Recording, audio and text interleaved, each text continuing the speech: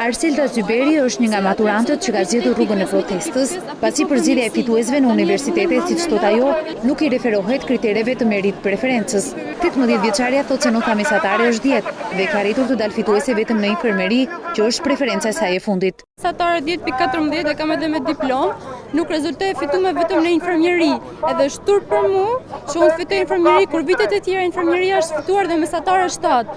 Ndërkohë te drejtësia që kam pas të hedhur, drejtësi kanë marrë mesatare 7, si për me mesatare 10.14 dhe pse për fakt se nuk na kanë informuar për sociologjinë dhe filozofinë.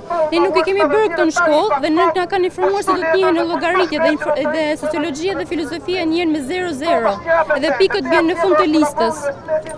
Të tjerë maturanta ankohen edhe pse me mesatare të lartë se nuk kanë dalë fitues në asnjë nga 10 programet ku kanë aplikuar për të vazhduar studimet e larta. Veç që mund të bëhet tani është në fazën e dytë të ketë sistemin e merit preferencës, do të thonë që provimi im të shumë do benifikator. Nuk kuptojmë gjithë të arsye, nuk e kuptojmë ç'ishte e gjitha kjo. Është padrejtësi e madhe, sepse unë kam 12 vjet që kam ndruar të kap një shkollë. Familja ime në vështirësi të mëdha më ka çuar në shkollë për të shkuar në një universitet. Nuk është e drejtë që unë të ngel pa shkollë, si shumë bashkëmoshatarët e mi. Në protest, maturantët kërkuan ndryshimin e formulës së hyrjes në universitete, pasi ka edhe një padrejtësi tjetër që lidhet me kurrikulat, sipas tyre kuzerohet mesatarja e disa lëndëve sociale.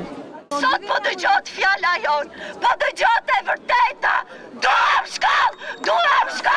Në përgjigje të tyre dhe shqetësimeve që ka kjo kategori, Ministria Nikolla dhe rektori i Universitetit të Tiranës, Mynir Koni, biseduan me një grup maturantësh. Kemi sot 27.600 aplikant, vetëm në universitetet publike janë 25.000 vende, pra kuota dedikuara pikërisht vijimit të studimeve të larta nga kjo mas aplikantësh të. Në momentin kur kemi një database të caktuar, nuk mund të ndërhyet për ndryshim kriterësh.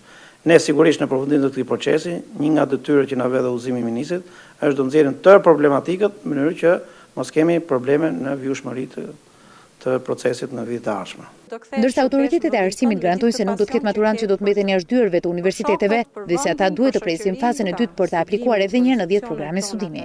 Kryeministri Rama ka preferuar të bëjë një sqarim publik për këtë proces dhe në Facebook shkruan: Po sigurisht, një maturant i shkëlqyer nuk mund të shkojë në 8, 9 apo 10 deg, ku shpreh fillimisht preferencën dhe më pas del fitues. Deri në 20 shtator, çdo fitues në më shumë se një deg do të regjistrohet në degën e vetme që do të ndjek dhe automatikisht të gjitha vendet e tjera që ka zënë përkohësisht në listën fituese do të lirohen për shpalljen e fituesve.